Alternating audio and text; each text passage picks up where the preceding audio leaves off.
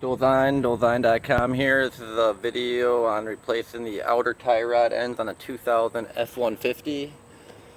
Um, so this is the outer tie rod. I'm on the passenger side right now.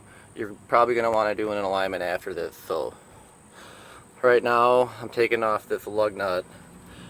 I had to use this picking tool to remove the cotter pin or whatever it is, so I had to get it in there and it kind of rusted off. So I did get that out. So my next step is I'm gonna hammer on this, hoping that it pops up and pops it out.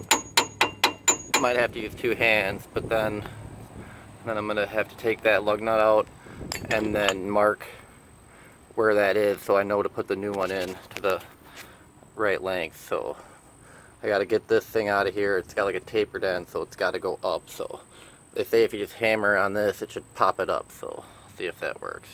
Got this lug nut loose. It was a pain in the ass, or whatever nut this is. So I had to use a breaker bar on an adjustable wrench.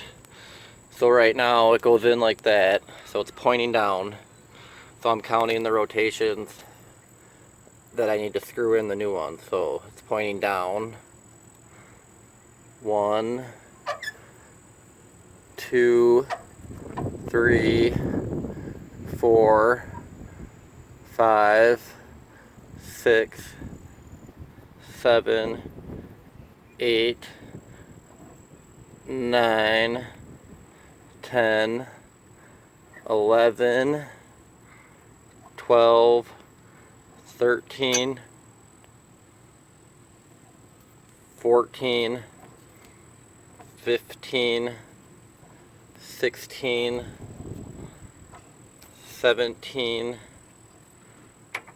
18, 19, 20, 21, 22, 23, 24, 25, 26, 27, 20, just over 27.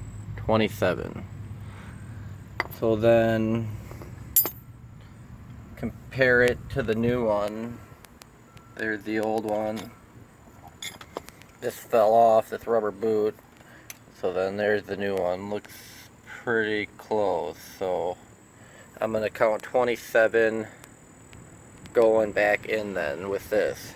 And then this has a thing in there to fill up grease in there. It came with a little cap to screw to hold the grease in right here. So I'm gonna get a grease gun and fill that in.